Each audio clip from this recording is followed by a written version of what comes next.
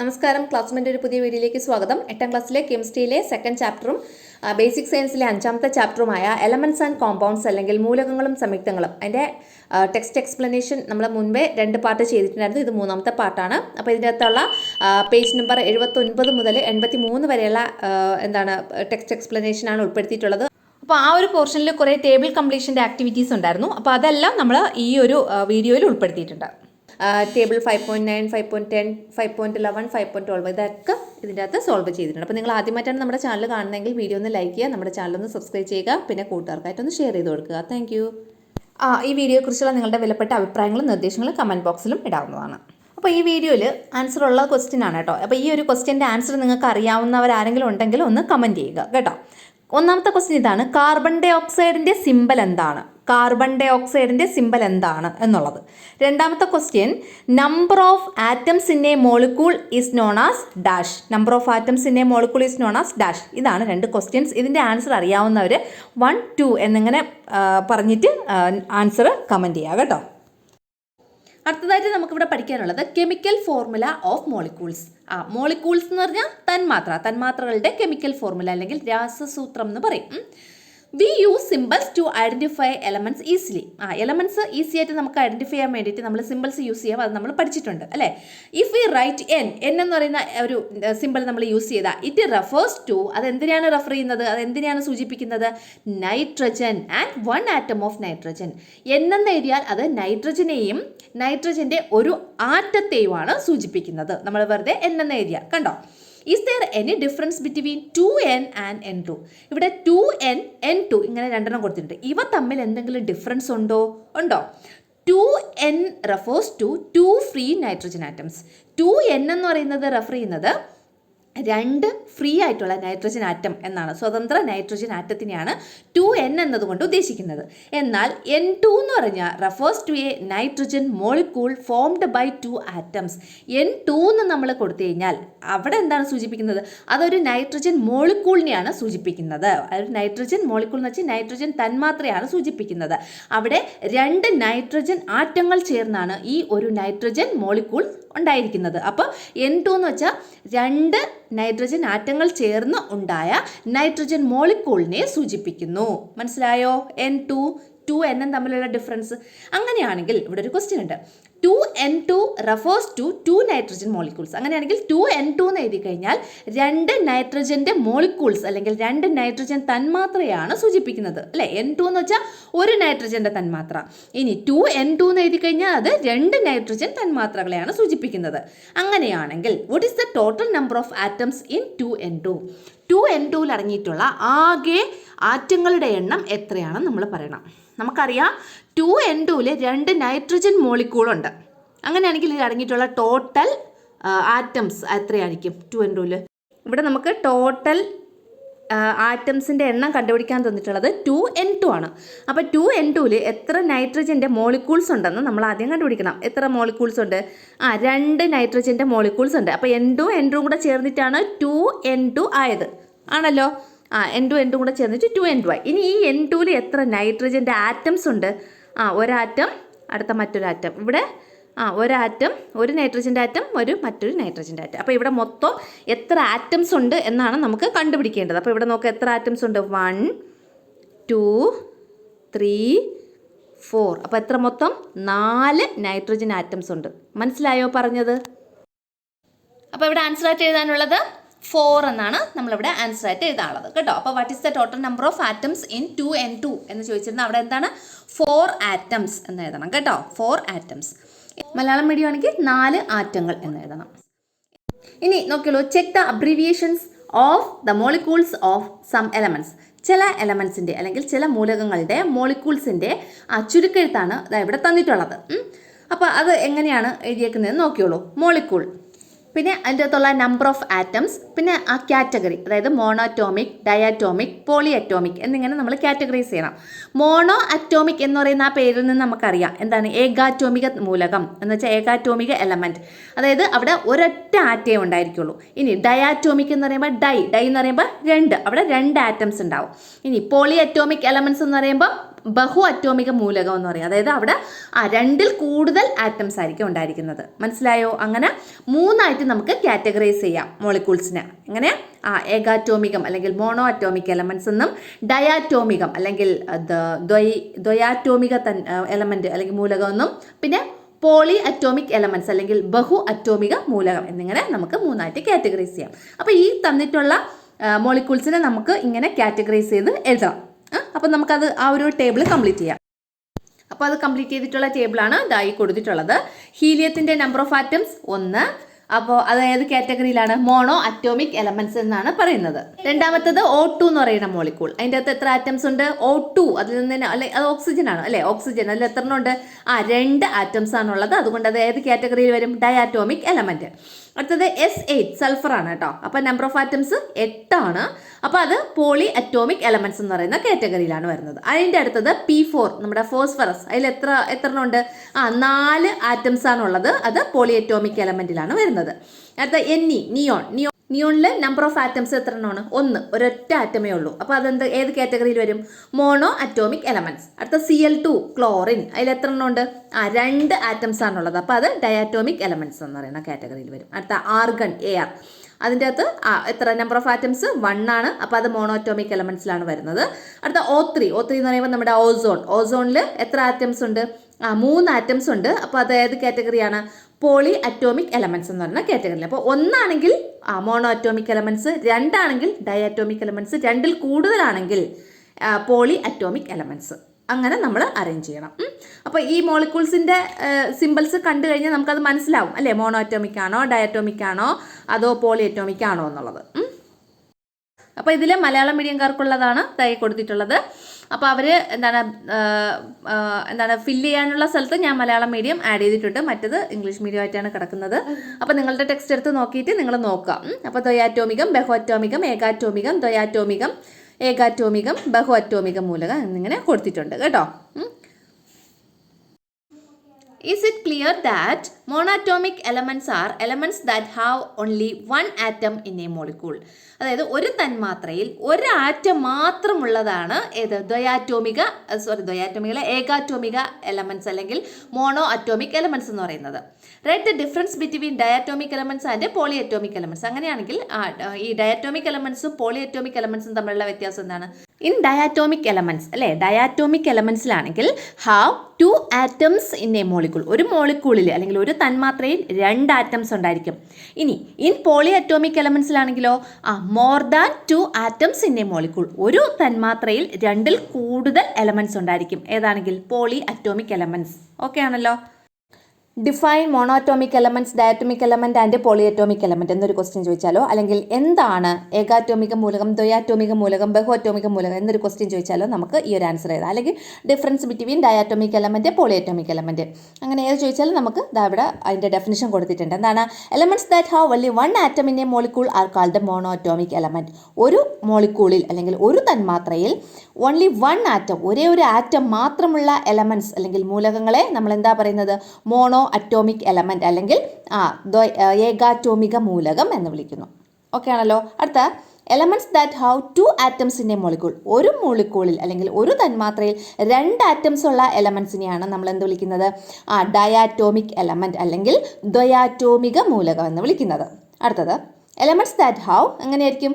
More than 2 അല്ലെ? 2ൽ കൂടുതൽ.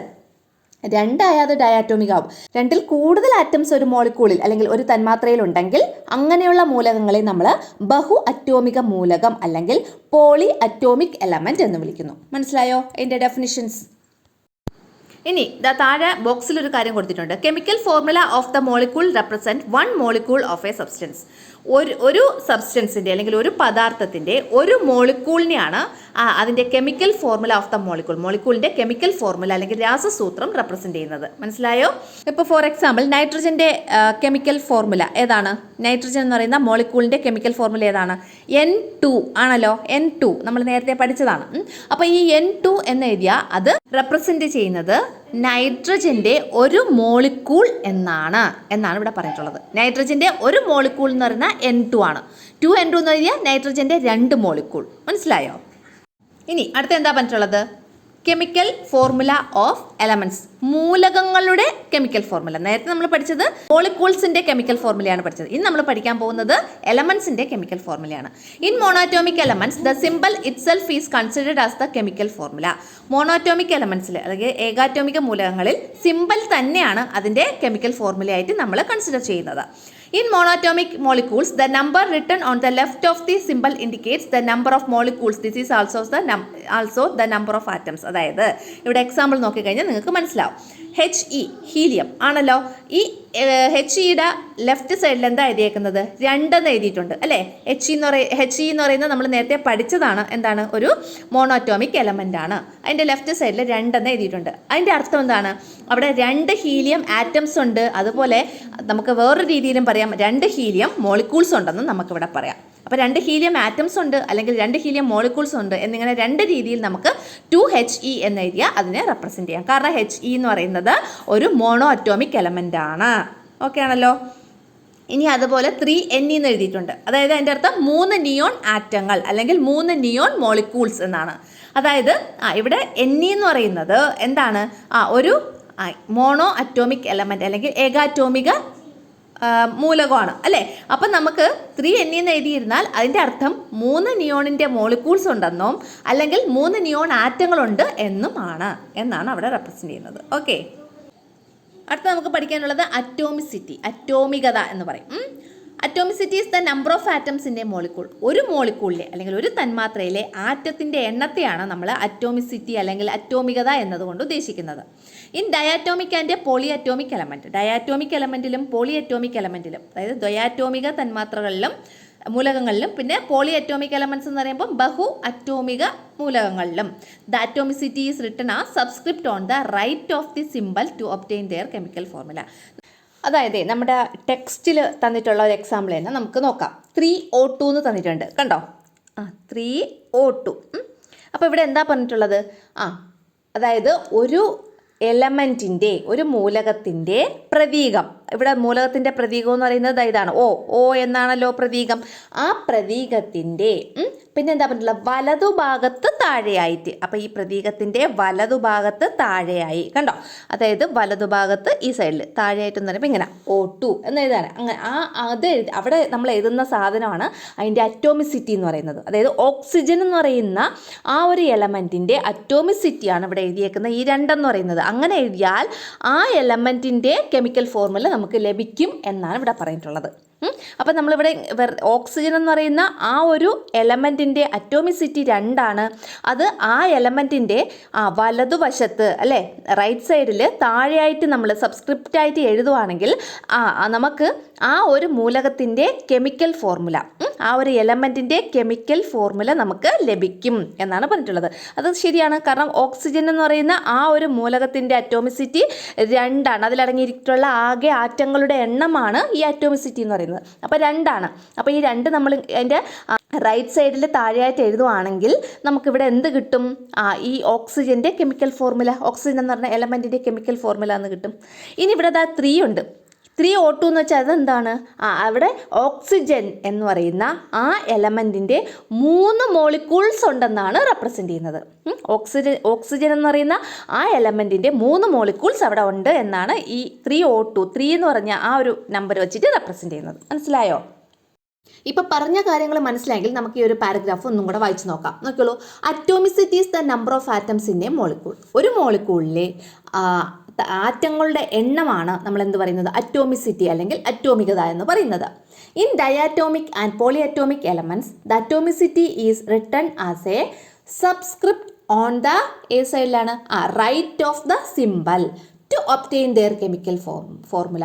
അതായത് ഈ ഡയാറ്റോമിക് എലമെൻറ്റിലും പോളിഅറ്റോമിക് എലമെൻറ്റിലും അല്ലേ നമ്മൾ അറ്റോമിസിറ്റി എഴുതുന്നത്. മോണോ അറ്റോമിക് എലമെൻറ്റ്സിൽ നമ്മൾ അറ്റോമിസിറ്റി എഴുതുന്നില്ല. കാരണം അത് വെറുതെ Ne അല്ലെങ്കിൽ HE അങ്ങനെയൊക്കെ അങ്ങ് കൊടുക്കുകയാണ് ചെയ്യുന്നത്. അപ്പം പോളി അറ്റോമിക് എലമെൻറ്റ്സിലും അതുപോലെ ഡയാറ്റോമിക് എലമെൻറ്റ്സിലും അറ്റോമിസിറ്റി എന്ന് പറയുന്നത് നമ്മൾ എഴുതുന്നത് എവിടെയാണ്? നമ്മൾ റിട്ടൺ ആസ് എ സബ്സ്ക്രിപ്റ്റ് ആയിട്ടാണ് എഴുതുന്നത്. അതായത് താഴെ ഭാഗത്തായിട്ടാണ് എഴുതുന്നത്. എവിടെ? On the right of the symbol. ആ സിമ്പിൾ ഏതാണോ അതിൻ്റെ റൈറ്റ് സൈഡിൽ സബ്സ്ക്രിപ്റ്റ് ആയിട്ടാണ് നമ്മൾ അറ്റോമിസിറ്റി എഴുതുന്നത്. ഇതാ ഇവിടെ എഴുതിയേക്കുന്ന കണ്ടോ, ഓക്സിജൻ്റെ അറ്റോമിസിറ്റി 2 അത് ഏത് സൈഡിൽ? റൈറ്റ് സൈഡിൽ താഴെ ഭാഗത്തായിട്ട് കേട്ടോ. നിങ്ങൾക്ക് മനസ്സിലാവാൻ വേണ്ടിയാണ് ഇങ്ങനെ റിപ്പീറ്റ് ചെയ്ത് പറഞ്ഞ് തരുന്നത് കേട്ടോ. ഇനി അപ്പോൾ അത് അങ്ങനെ നമുക്ക് ചെയ്യുമ്പോൾ symbol to obtain their chemical formula, ആ ഒരു എലമെൻറ്റിൻ്റെ കെമിക്കൽ ഫോർമുല നമുക്ക് ലഭിക്കുന്നു. മനസ്സിലായോ? അപ്പോൾ ഓക്സിജൻ്റെ കെമിക്കൽ ഫോർമുല O2 ആണ്. അപ്പോൾ 2 എന്ന് പറയുന്ന അറ്റോമിസിറ്റി ഓക്സിജനിൽ നമ്മൾ സബ്സ്ക്രിപ്റ്റ് ആയിട്ട് റൈറ്റ് സൈഡിൽ എഴുതിയപ്പോൾ അതിൻ്റെ കെമിക്കൽ ഫോർമുല നമുക്ക് ലഭിച്ചു.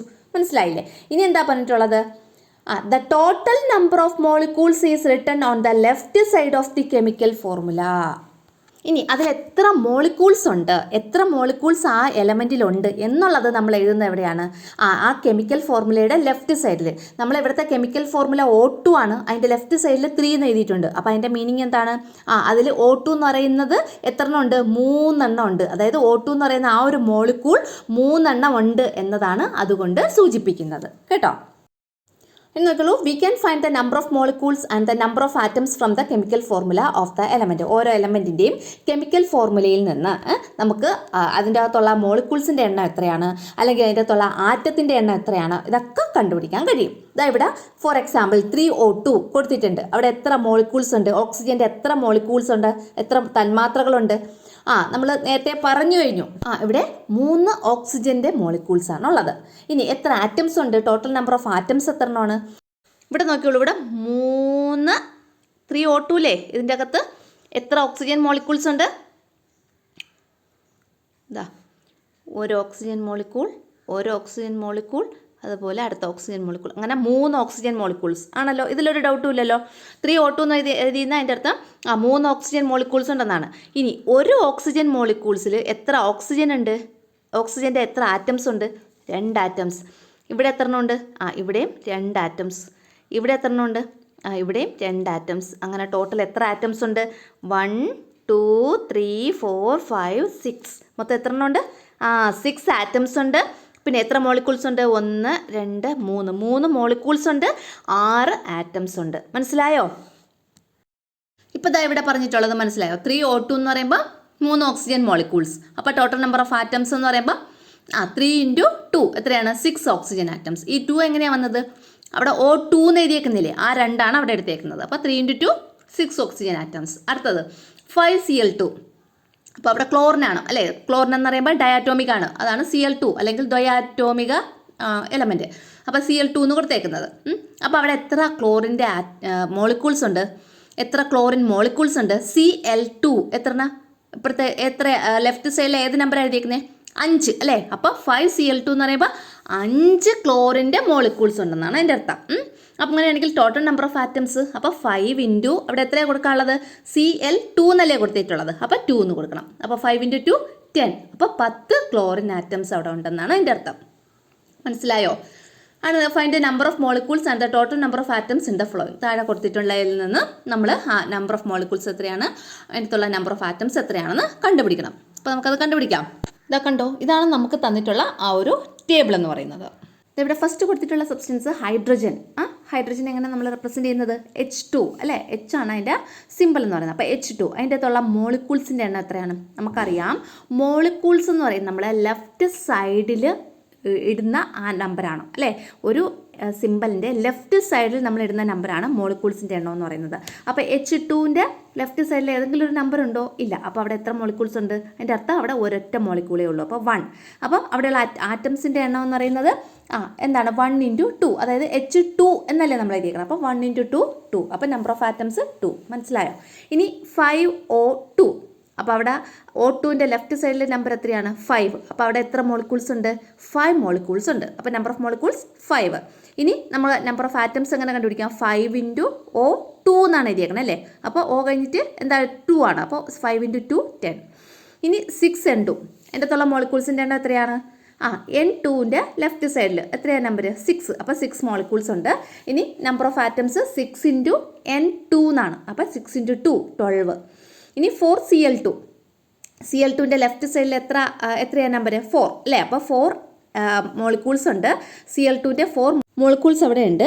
അതുപോലെ അതിൻ്റെ അകത്തുള്ള നമ്പർ ഓഫ് ആറ്റംസ് Cl2 ആണ്. അപ്പോൾ 4 × 2 എത്രയാ? 8. അപ്പോൾ 8 ആറ്റംസ് ആണുള്ളത്.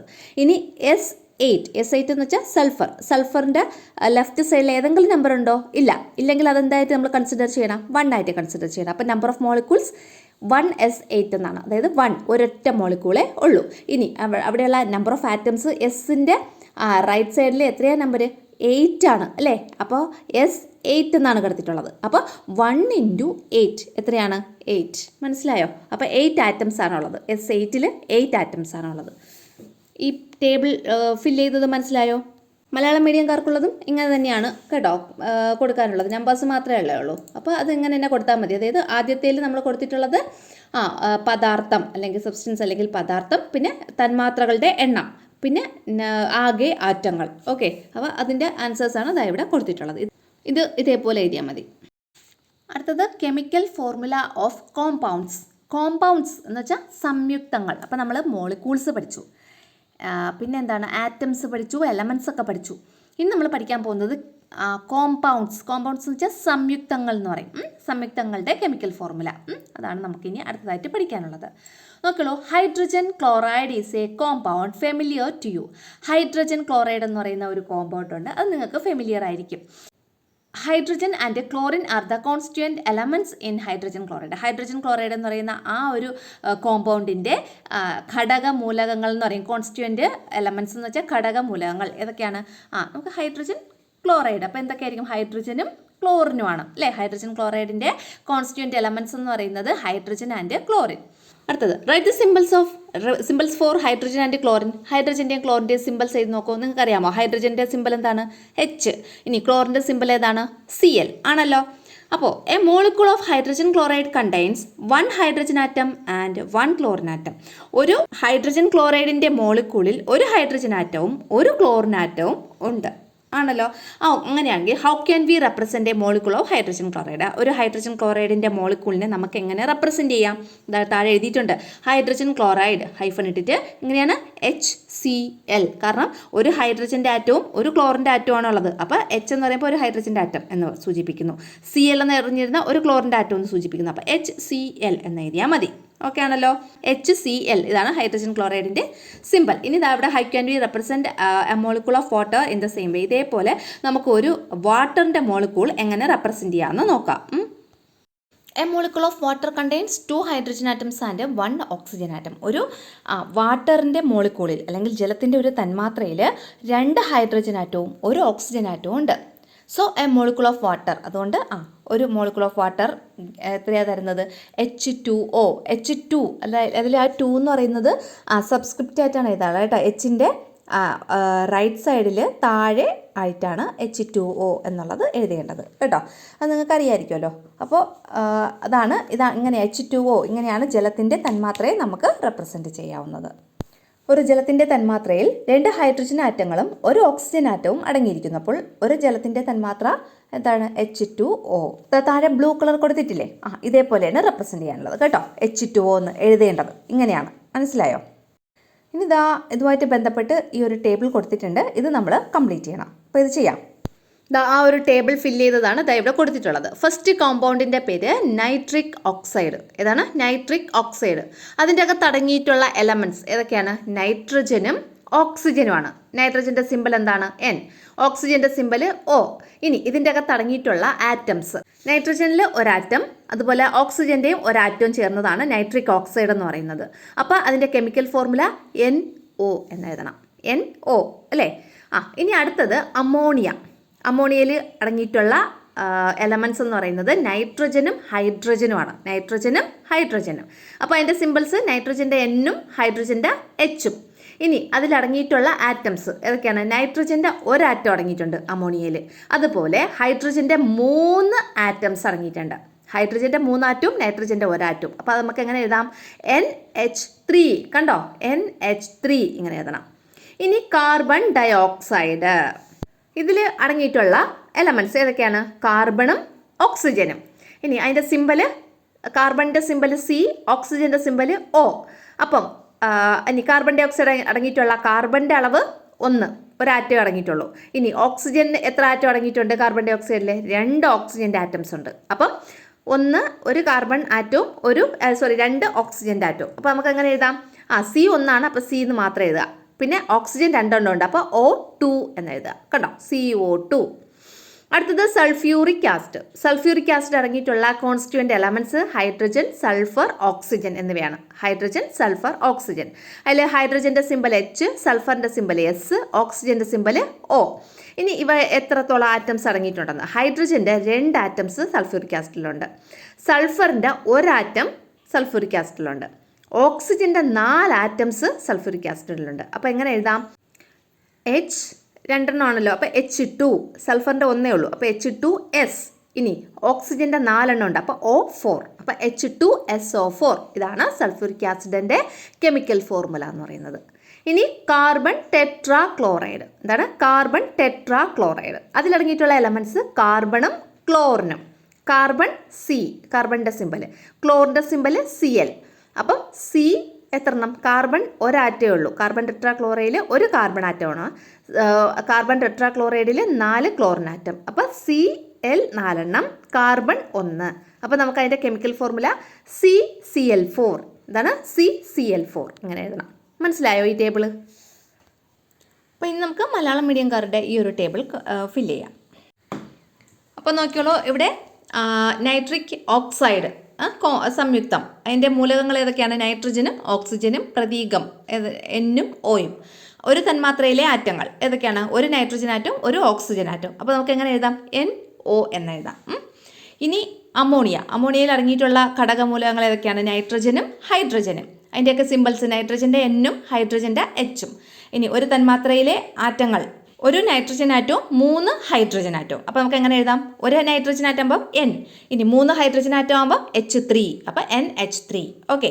ഇനി കാർബൺ ഡൈ ഓക്സൈഡിൽ അടങ്ങിയിട്ടുള്ള ഘടകമൂലകങ്ങൾ കാർബണും ഓക്സിജനും. അതിൻ്റെ പ്രതീകം CO. ഇനി ഒരു തന്മാത്രയിൽ എത്ര ആറ്റംസ് ഉണ്ട്? ഒരു കാർബൺ ആറ്റവും 2 ഓക്സിജൻ ആറ്റവും. ഒരു തന്മാത്ര എന്നതുകൊണ്ട് ഇവിടെ ഉദ്ദേശിക്കുന്നത് ഒരു കാർബൺ ഡൈ ഓക്സൈഡ് തന്മാത്ര എന്നാണ് കേട്ടോ. അപ്പോൾ ഒരു കാർബണും 2 ഓക്സിജനും. അപ്പോൾ എങ്ങനെ എഴുതാം? ഒരു കാർബൺ ആകുമ്പോൾ C, ഇനി 2 ഓക്സിജൻ ആകുമ്പോൾ O2, അപ്പോൾ CO2. ഇനി സൾഫ്യൂറിക് ആസിഡ്. സൾഫ്യൂറിക് ആസിഡിലുള്ള ഘടകമൂലകങ്ങൾ എന്ന് പറയുമ്പോൾ ഹൈഡ്രജൻ ഉണ്ട്, സൾഫർ ഉണ്ട്, ഓക്സിജൻ ഉണ്ട്. അപ്പോൾ നമുക്ക് അതിൻ്റെ പ്രതീകം എങ്ങനെയാണ് കൊടുക്കുന്നത്? ഹൈഡ്രജൻ്റെ H, സൾഫറിൻ്റെ S, ഓക്സിജൻ്റെ O. ഇനി ഒരു തന്മാത്രയിൽ, ഒരു സൾഫ്യൂറിക് ആസിഡ് തന്മാത്രയിൽ അടങ്ങിയിട്ടുള്ള ഹൈഡ്രജൻ്റെ അളവ് 2, സൾഫറിൻ്റെ അളവ് 1, ഓക്സിജൻ്റെ അളവ് 4. അപ്പോൾ അത് നമുക്ക് എങ്ങനെ എഴുതാം?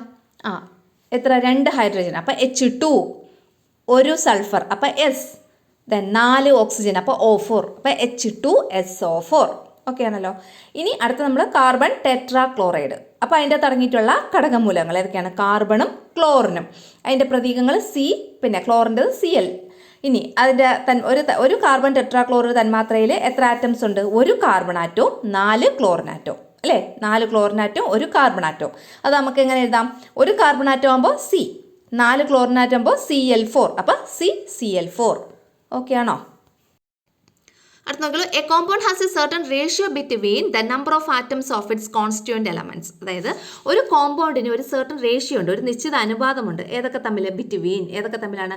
The number of atoms of its constituent elements. ആ സംയുക്തത്തിൽ അല്ലെങ്കിൽ ആ ഒരു കോമ്പൗണ്ടിൽ അടങ്ങിയിട്ടുള്ള എലമെൻസിൻ്റെ ആറ്റങ്ങളുടെ എണ്ണങ്ങൾ തമ്മിൽ ഒരു നിശ്ചിത റേഷ്യോ ഉണ്ട്, അല്ലെങ്കിൽ ഒരു നിശ്ചിത അനുപാതമുണ്ട് എന്നാണ് പറഞ്ഞിട്ടുള്ളത്. അതായത് ഇവിടെ CO2 എന്ന് പറയുന്ന ഒരു കോമ്പൗണ്ട് നമ്മൾ എടുക്കുകയാണ്. അപ്പോൾ അവിടെയുള്ള കോൺസ്റ്റിറ്റ്യൂവൻ്റ് എലമെൻറ്റ്സ് എന്ന് പറയുമ്പോൾ കാർബണും ഓക്സിജനുമാണ്. അവിടെയുള്ള കോൺസ്റ്റിറ്റ്യൂവൻ്റ് എലമെൻറ്റ്സ് ഏതൊക്കെയാണ്? കാർബണും ഓക്സിജനും. ഇവിടെ CO2 അല്ലെങ്കിൽ കാർബൺ ഡൈ ഓക്സൈഡിൻ്റെ ഒരു മോളിക്കൂൾ എന്ന് പറയണമെങ്കിൽ അവിടെ ഒരു കാർബൺ ആറ്റവും 2 ഓക്സിജൻ ആറ്റവും വേണം. എന്നാലേ നമുക്കത് കാർബൺ ഡൈ ഓക്സൈഡ് എന്ന് പറയാൻ പറ്റുള്ളൂ. മനസ്സിലായോ? അപ്പോൾ അതാണ് പറഞ്ഞിട്ടുള്ളത്, A compound has A certain ratio. ഒരു കോമ്പൗണ്ടിന് ഒരു റേഷ്യോ ഉണ്ടായിരിക്കണം. ഏതൊക്കെ തമ്മിൽ? Between the number of atoms of its constituent elements. അതിൻ്റെ അകത്തുള്ള കോൺസ്റ്റിറ്റ്യൂവൻ്റ് എലമെൻസിൻ്റെ അല്ലെങ്കിൽ ഘടകമൂലകങ്ങളുടെ ആറ്റംസിൻ്റെ എണ്ണങ്ങൾ തമ്മിൽ. കേട്ടോ? അടുത്തത്, find the number of molecules and the total number of atoms present in 3CO2. 3CO2വിൽ അടങ്ങിയിട്ടുള്ള തന്മാത്രകളുടെ എണ്ണവും മോളിക്യൂൾസിൻ്റെ എണ്ണവും അതുപോലെ ആറ്റങ്ങളുടെ എണ്ണവും കണ്ടെത്തണം. അതാണ് നമ്മുടെ ഇവിടുത്തെ ക്വസ്റ്റ്യൻ. താഴെ അതിൻ്റെ ആൻസർ കൊടുത്തിട്ടുണ്ട്. ഇതിൻ്റെ അകത്ത് നമ്പർ ഓഫ് മോളിക്യൂൾസ് 3 എന്നാണ് കൊടുത്തിട്ടുള്ളത്. എന്തുകൊണ്ടാണ്? CO2 എന്ന് പറയുന്നതാണ് നമ്മുടെ കോമ്പൗണ്ട്. അതിൻ്റെ ലെഫ്റ്റ് സൈഡിൽ കിടക്കുന്ന നമ്പർ എത്രയാണോ അതാണ് അതിൻ്റെ അകത്തുള്ള മോളിക്യൂൾസിൻ്റെ എണ്ണം എന്ന് പറയുന്നത്. അപ്പോൾ ഇവിടുത്തെ കോമ്പൗണ്ടിൻ്റെ പേര് CO2, carbon dye oxide.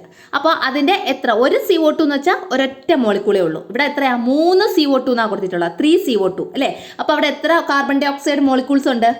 3 molecules ഉണ്ട്. അപ്പോൾ അവിടെ നമ്പർ ഓഫ് മോളിക്യൂൾസ് 3. ഇനി ആറ്റംസ് എത്ര ഉണ്ടെന്ന് നോക്കണം. ഇവിടെ നമ്മുടെ കയ്യിൽ 3 കാർബൺ ഡൈ ഓക്സൈഡിൻ്റെ മോളിക്യൂൾസാണ് ഉള്ളത് അല്ലേ. അതായത് ഒരു കാർബൺ ഡൈ ഓക്സൈഡ്, അടുത്ത മറ്റൊരു കാർബൺ ഡൈ ഓക്സൈഡ്, അടുത്ത മറ്റൊരു കാർബൺ ഡൈ ഓക്സൈഡ് ആണല്ലോ. ഇങ്ങനെ 3 കാർബൺ ഡൈ ഓക്സൈഡ് മോളിക്യൂൾസ് ഉണ്ട്. ഇനി ഈ ഒരു കാർബൺ ഡൈ ഓക്സൈഡ് മോളിക്യൂൾസിൽ എത്ര ആറ്റംസ് ഉണ്ട്? ഏതൊക്കെയുണ്ട്? കാർബണിൻ്റെ ആറ്റം ഉണ്ട്, ഓക്സിജൻ്റെ ആറ്റം ഉണ്ട് ആണല്ലോ. കാർബണിൻ്റെ ഒരാറ്റം, ഓക്സിജൻ്റെ എത്ര ആറ്റം? 2 ആണല്ലോ. ഇനി ഇവിടെ അതേപോലെ ഒരു കാർബണിൻ്റെ ആറ്റം, 2 ഓക്സിജൻ്റെ ആറ്റം. ഇവിടെ ഒരു കാർബണിൻ്റെ ആറ്റം, 2 ഓക്സിജൻ്റെ ആറ്റം ആണല്ലോ. അപ്പം മൊത്തം എത്ര ആറ്റംസ് ഉണ്ട്? 1, 2, 3. കാർബൺ എത്ര എണ്ണം ഉണ്ട്? 3 എണ്ണം ആണല്ലോ. ഇനി 2, 4, 6. ഓക്സിജൻ എത്ര എണ്ണം ഉണ്ട്? 6 എണ്ണം ആണല്ലോ. അപ്പോൾ ടോട്ടൽ എത്ര ആറ്റംസ് ഉണ്ട്? ടോട്ടൽ 3 + 6 9 ആണല്ലോ. മനസ്സിലായോ? എന്താ ഇവിടെ എഴുതിയേക്കുന്നത് നോക്കോളൂ. Number of molecules 3. എങ്ങനെ വന്നു എന്നറിയാലോ? 3 CO2 എന്ന് എഴുതിയിട്ടുണ്ട്. അപ്പോൾ CO2ൻ്റെ ലെഫ്റ്റ് സൈഡിലുള്ള 3 ആണ് അവിടെ കൊടുത്തിട്ടുള്ളത്. ഇനി ആറ്റംസ്, കാർബണിൻ്റെ എത്ര ആറ്റംസ് ഉണ്ട്?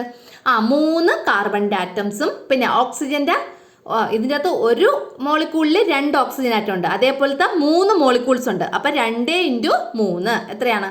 6. അപ്പോൾ ടോട്ടൽ നമ്പർ ഓഫ് ആറ്റംസ് എന്ന് പറയുന്നത് 6 + 3 9 എന്ന് കിട്ടും. ഓക്കെ ആണല്ലോ. Like this you can find the total number of atoms in the molecules of any compound. ഇതേപോലെ നിങ്ങൾക്ക് ഏതൊരു കോമ്പൗണ്ടിൻ്റെ ആണെങ്കിലും ടോട്ടൽ നമ്പർ ഓഫ് ആറ്റംസ് കണ്ടുപിടിക്കാം. താഴെ ഒരു ടേബിൾ കൊടുത്തിട്ടുണ്ട്. ആ ടേബിൾ നമ്മൾ കംപ്ലീറ്റ് ചെയ്യണം. ഇതാണ് ആ ടേബിൾ 5.12. ഇതിൻ്റെ അകത്ത് ഫസ്റ്റ് തന്നിട്ടുള്ള കോമ്പൗണ്ട് 2HCl എന്നാണ്, ഹൈഡ്രജൻ ക്ലോറൈഡ്. 2HCl അല്ലെങ്കിൽ ഹൈഡ്രോക്ലോറിക് ആസിഡ്. അതിൻ്റെ അകത്തുള്ള നമ്പർ ഓഫ് മോളിക്യൂൾസ് എത്രയാണ്? HClൻ്റെ ലെഫ്റ്റ് സൈഡിൽ കിടക്കുന്ന നമ്പർ എത്രയാണ്? 2. അപ്പോൾ അതിൻ്റെ അകത്തുള്ള നമ്പർ ഓഫ് മോളിക്യൂൾസ് 2. ഇനി നമ്പർ ഓഫ് ആറ്റംസ് കണ്ടുപിടിക്കണം.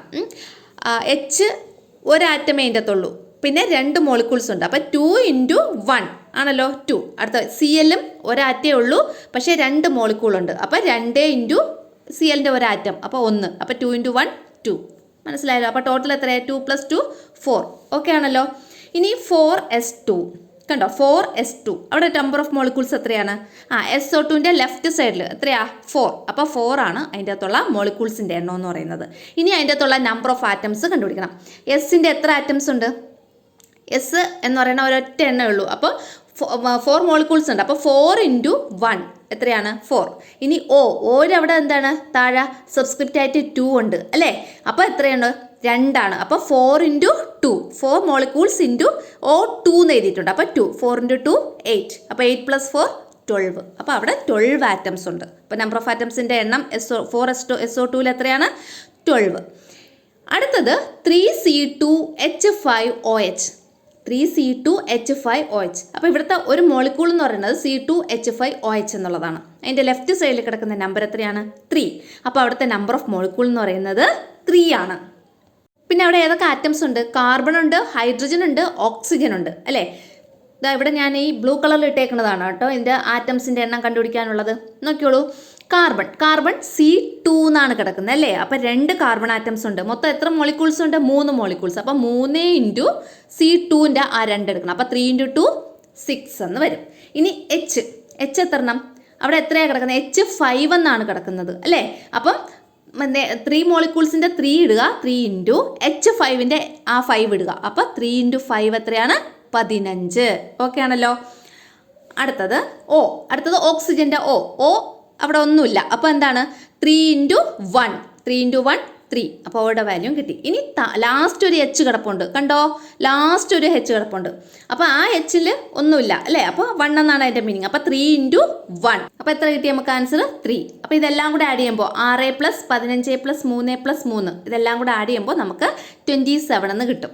അപ്പോൾ 3C2H5OHൻ്റെ ടോട്ടൽ നമ്പർ ഓഫ് ആറ്റംസ് എന്ന് പറയുന്നത് 27 ആണ്. ഓക്കെ ആണല്ലോ. ലാസ്റ്റ് വൺ കണ്ടുപിടിക്കാനുള്ളതാണ് കേട്ടോ. ഈ ബ്ലൂ കളറിൽ നമ്പർ ഓഫ് ആറ്റംസിൻ്റെ അവിടെ ബ്ലൂ കളറിൽ കിടക്കുന്നത് അവസാനത്തെയാണ്, അതായത് 2C6H12O6 എന്നുള്ളത്. ഇത് മറ്റതും ഇതും കൂടി എഴുതാൻ ഇവിടെ സ്പേസ് തികയത്തില്ല, അതുകൊണ്ടാണ് ഇങ്ങനെ രണ്ടായിട്ട് എഴുതിയേക്കുന്നത് കേട്ടോ. അപ്പോൾ നോക്കൂ 2C6H12O6, അതിൻ്റെ അകത്ത് എത്ര മോളിക്യൂൾസ് ഉണ്ട്? C6H12O6ൻ്റെ ലെഫ്റ്റ് സൈഡിൽ കിടക്കുന്ന നമ്പർ എത്രയാ? 2. അപ്പോൾ 2 മോളിക്യൂൾസ് ആണ് ഉള്ളത്. ഇനി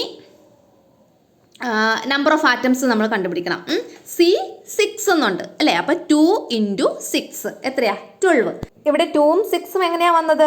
2 മോളിക്യൂൾസ് ആണുള്ളത്, ആ 2 എഴുതി C6 എന്ന് കിടപ്പുണ്ട് അല്ലേ? അപ്പോൾ ആ സിയുടെ 6 ആണ് നമ്മൾ അവിടെ എഴുതിയേക്കുന്നത്. അപ്പോൾ അതാണ് 2 × 6 എന്ന് എഴുതിയേക്കുന്നത്. ഓക്കെ ആണല്ലോ. ഇനി H12 എന്നുണ്ട്, അപ്പോൾ 2 × H12, H12ൻ്റെ ആ 12, അപ്പോൾ 2 × 12 24. O6 എന്നാണ്, അപ്പം 2 × 6 എത്രയാ? 12. അങ്ങനെ എല്ലാം കൂടെ കൂട്ടുമ്പോൾ 12 + 24 + 12 48. അപ്പോൾ ഇതിൻ്റെ ടോട്ടൽ നമ്പർ ഓഫ് ആറ്റംസ് എത്രയാണ്? 48. അടുത്ത മലയാളം മീഡിയംകാർക്കുള്ളതാണ് ഇവിടെ കൊടുത്തിട്ടുള്ളത്. 4SO2ൻ്റെ തന്മാത്രകളുടെ എണ്ണം 4 ആണ്. അതിൻ്റെ ആകെ ആറ്റങ്ങളുടെ എണ്ണം S 4 × 1 4, O 4 × 2 8, ടോട്ടൽ 12. 8 4 12. അതുപോലെ 3C2H5OHൻ്റെ മൊത്തം തന്മാത്രകളുടെ എണ്ണം 3 ആണ്. അതിൽ സിയുടെ വാല്യൂ എത്രയാണ്? സി കാർബൺ ആറ്റംസ് എത്ര ഉണ്ട്? 3 × 2 6 ആറ്റംസ്. അടുത്ത ഹൈഡ്രജൻ ആറ്റംസ് 3 × 5 15. Oxygen atoms 3 × 1 3. അതുപോലെ അടുത്ത ഹൈഡ്രജൻ ആറ്റംസ് 3 × 1 3. ഇതെല്ലാം കൂടെ കൂട്ടുക 6 + 15 + 3 + 3. അപ്പോൾ 3 3 6, 6 6 12, 12 15 27. അങ്ങനെയാണ് ഇവിടെ ടോട്ടൽ ആറ്റംസ് 27 കിട്ടിയത്. ഇനി അടുത്തത് 2C6H12O6, അതിൻ്റെ അകത്ത് എത്ര ആറ്റംസ് ഉണ്ടെന്ന് കണ്ടുപിടിക്കണം. മൊത്തം എത്ര മോളിക്യൂൾസ് ഉണ്ട് അതിൻ്റെ അകത്ത്? 2 മോളിക്യൂൾസ് ഉണ്ട് അല്ലേ? C6H12O6ൻ്റെ ലെഫ്റ്റ് സൈഡിൽ കിടക്കുന്ന നമ്പർ 2 ആണ്. അപ്പോൾ ടോട്ടൽ മോളിക്യൂൾസിൻ്റെ എണ്ണം 2. ഇനി അതിൻ്റെ അകത്തുള്ള കാർബൺ ആറ്റംസിൻ്റെ എണ്ണം എന്ന് പറയുന്നത് 2 × 6 12. അതുപോലെ ഹൈഡ്രജൻ ആറ്റം 2 × 12. ഈ 2 × 12 എങ്ങനെ വന്നു എന്നറിയാലോ? 2 മോളിക്യൂൾസ് ഉണ്ട്, ആ 2 × H12 എന്നാണ് ഇട്ടേക്കുന്നത്. അപ്പോൾ ആ 12, അപ്പോൾ 2 × 12 24. ഓക്സിജൻ ആറ്റംസ് 2 മോളിക്യൂൾസ്, അപ്പോൾ 2 × O6 എന്നാണ് ഇട്ടേക്കണം. അപ്പോൾ 2 × 6 എത്രയാ? 12. അങ്ങനെ മൊത്തം 12 + 24 + 12 ആഡ് ചെയ്യുമ്പോൾ നമുക്ക് 48 എന്ന് കിട്ടും. അപ്പോൾ 2C6H12O6ൽ ആകെ ആറ്റങ്ങളുടെ എണ്ണം 48, ആകെ തന്മാത്രകളുടെ എണ്ണം 2. അടുത്ത നമുക്ക് പഠിക്കാനുള്ളത് കെമിക്കൽ ഇക്വേഷൻസ്, രാസസമവാക്യങ്ങൾ. Carbon reacts with oxygen to form carbon dioxide. Carbon ഓക്സിജനുമായിട്ട് റിയാക്ട് ചെയ്ത് എന്തുണ്ടാകുന്നു? കാർബൺ ഡൈ ഓക്സൈഡ് ഉണ്ടാകുന്നു. What are the reactants in this reaction? ഈ റിയാക്ഷനിലെ റിയാക്റ്റൻസ് അല്ലെങ്കിൽ അഭികാരകങ്ങൾ ഏതൊക്കെയാണ്? നമ്മൾ മുന്നേ പഠിച്ചിട്ടുണ്ട് മുന്നത്തെ ക്ലാസ്സിൽ. ഏതൊക്കെയാണ് കാർബൺ ഡൈ ഓക്സൈഡിലെ റിയാക്റ്റൻസ്? കാർബണും ഓക്സിജനും. What are the products? ഉൽപ്പന്നങ്ങൾ ഏതാണ്? കാർബൺ ഡൈ ഓക്സൈഡ് അല്ലേ? How do you write the reactance using chemical formula? ഈ റിയാക്റ്റൻസിനെ നമുക്ക് ഈ കെമിക്കൽ ഫോർമുല ഉപയോഗിച്ച് എഴുതുന്നത് എങ്ങനെയാണെന്ന് നോക്കാം. How about products? പ്രോഡക്ട്സിനെ എങ്ങനെ എഴുതാം? അതായത് this chemical reaction can be represented as, ഈ ഒരു കെമിക്കൽ റിയാക്ഷൻ നമുക്ക് എങ്ങനെ റെപ്രസെൻറ്റ് ചെയ്യാം? C+O2 gives CO2. കണ്ടോ? C+O2 gives CO2. ഇങ്ങനെയാണ് നമ്മൾ ഈ പറയുന്ന ആ ഒരു റിയാക്ഷനെ എഴുതിയേക്കുന്നത്. ഓക്കെ ആണല്ലോ. അടുത്ത a chemical equation is the representation of a chemical reaction which helps to understand it at a glance. അതായത് ഒറ്റ നോട്ടത്തിൽ നമുക്ക് ഒരു കെമിക്കൽ റിയാക്ഷൻ മനസ്സിലാകുന്നതിന് വേണ്ടിയിട്ടാണ് കെമിക്കൽ ഇക്വേഷൻ്റെ റെപ്രസെൻറ്റേഷൻ നമ്മൾ ഉപയോഗിക്കുന്നത്. ഒറ്റ നോട്ടത്തിൽ, അറ്റ് എ ഗ്ലാൻസ് എന്ന് വെച്ചാൽ ഒറ്റ നോട്ടത്തിൽ കെമിക്കൽ റിയാക്ഷൻ എന്താണെന്ന് എന്ന് നമുക്ക് മനസ്സിലാക്കുന്നതിന് വേണ്ടിയിട്ട് നമ്മൾ യൂസ് ചെയ്യുന്നതാണ് കെമിക്കൽ ഇക്വേഷൻ. ഓക്കെ. ഇനി it uses symbols chemical formula to represent the reactants and products. ഇവിടെ പ്രോഡക്ട്സിനെയും റിയാക്ടൻസിനെയും ഉൽപ്പന്നങ്ങളെയും അഭികാരങ്ങളെയും ഒക്കെ റെപ്രസെൻറ്റ് ചെയ്യുന്നതിന് വേണ്ടിയിട്ട് നമ്മൾ സിമ്പിൾസ്, കെമിക്കൽ ഫോർമുലയൊക്കെയാണ് ഉപയോഗിക്കുന്നത്. അതാണ് നമ്മൾ C+O2 gives CO2 എന്നല്ല എഴുതിയത്. ഇനി നോക്കിയുള്ളൂ കാൽസ്യം കാർബണേറ്റ്. എന്താണ് കാൽസ്യം കാർബണേറ്റിനെ എങ്ങനെയാണ് സിംബലൈസ് ചെയ്യുന്നത്? CaCO3 അല്ലേ? CaCO3 decomposes to form calcium oxide and carbon dioxide. ഈ CaCO3 ഡീകമ്പോസ് ചെയ്യുന്ന വെച്ചാൽ വിഘടിച്ച് എന്തൊക്കെ ഉണ്ടാകുന്നു? കാൽസ്യം ഓക്സൈഡ് CaOയും പിന്നെ കാർബൺ ഡൈ ഓക്സൈഡ് CO2 ഉണ്ടാകുന്നു. How can this chemical reaction B represented? നമുക്ക് ഈ ഒരു കെമിക്കൽ റിയാക്ഷനെ എങ്ങനെ റെപ്രസെൻറ്റ് ചെയ്യാമെന്ന് നോക്കാം. കണ്ടോ, ഇങ്ങനെയാണ് നമ്മൾ റെപ്രസെൻറ്റ് ചെയ്യുന്നത്. അതാണ് CaCO3 വിഘടിച്ച് എന്തൊക്കെയായി മാറുന്നു? CaO കാൽസ്യം ഓക്സൈഡും പ്ലസ് CO2 അല്ലെങ്കിൽ കാർബൺ ഡൈ ഓക്സൈഡും. ഇനി എന്താ ഇവിടെ പറഞ്ഞിട്ടുള്ളത്? Write the chemical equations of some chemical reactions that you are familiar with. നിങ്ങൾക്ക് ഫെമിലിയർ ആയിട്ടുള്ള കെമിക്കൽ റിയാക്ഷൻസിന്റെ കെമിക്കൽ ഇക്വേഷൻസ് എഴുതണം. രാസപ്രവർത്തനങ്ങളുടെ രാസസമവാക്യങ്ങൾ എഴുതണം.